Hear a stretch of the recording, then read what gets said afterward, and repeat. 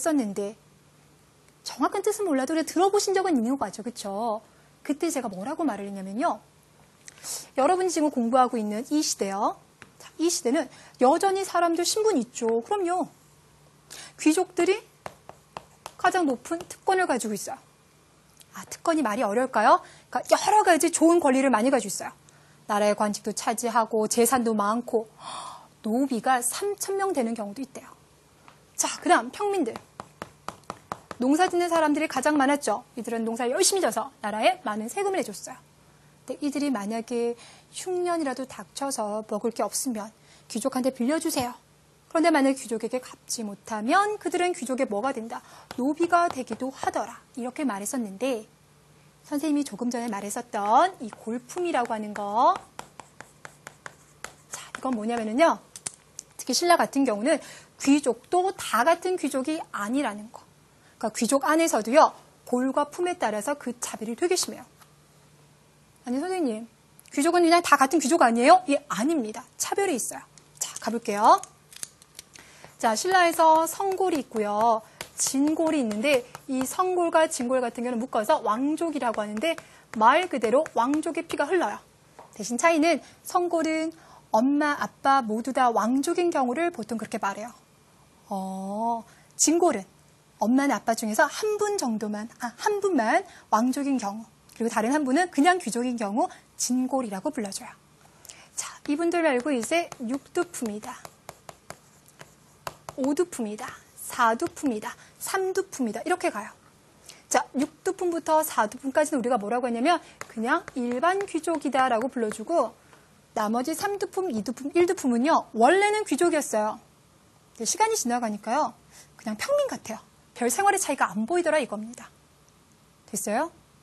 그럼 제가 질문해 볼게요. 여러분들이 만약에 신라의 귀족이었다면 이 중에서 뭐 하고 싶으세요? 차라리 최고인 사가 아니라 성골을 하는 게 맞겠죠. 그렇죠? 그럼 지금부터 어떤 차이가 있었는지 제가 보여드릴게요. 일단 성골 같은 경우는 엄마, 아빠 모두 다 왕족이니까 왕이 될 가능성이 당연히 높았겠죠. 그렇죠? 자, 그런데 이 성골은 그렇게 많지가 않아요. 그래서 선덕여왕 자식 없이 돌아가시고 그 다음 진덕여왕도 자식 없이 돌아가시면서 성골이 더 이상 사라지게 된 거예요. 그럼 그 다음부터는 어디에서? 진골에서 왕을 뽑아야 되겠죠. 이때 진골 최초로 왕이 된 사람이 누구라고? 그렇죠. 김춘추라고 우리는 공부했어요. 그런데 여러분들 왕이 되지 않아도요. 엄청난 권력을 잡은 사람 있어요. 김유신 같은 경우. 됐나요? 자, 그래서 진골 같은 경우는요. 왕이 되지 않는다 하더라도 신라에서 가장 높은 관직을 차지하면서 집도 넓고요. 토지도 많이 가지고 있고요. 그렇습니다.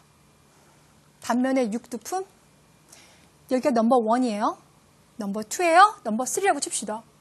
그래도 전체 신라 사람 중에 넘버 3면 꽤 높은 거잖아요. 그렇죠? 그런데요. 신라는요. 귀족 안에서도 차이가 있다 보니까요. 집도 진골보다는 육두품이 작아야 돼요. 옷 색깔도요. 진골과 육두품이 달라요. 그러니까 차이가 있는 거예요. 근데 나는 집 작은 거 정도는 괜찮아. 옷 색깔도 괜찮아 라고 하는데요. 관직의 진출 여기에 제한이 있는 건 너무 심한 거예요. 아, 무슨 말이냐면 이렇게 생각합시다. 여러분들이 나중에 어떤 회사에 취직을 했어요.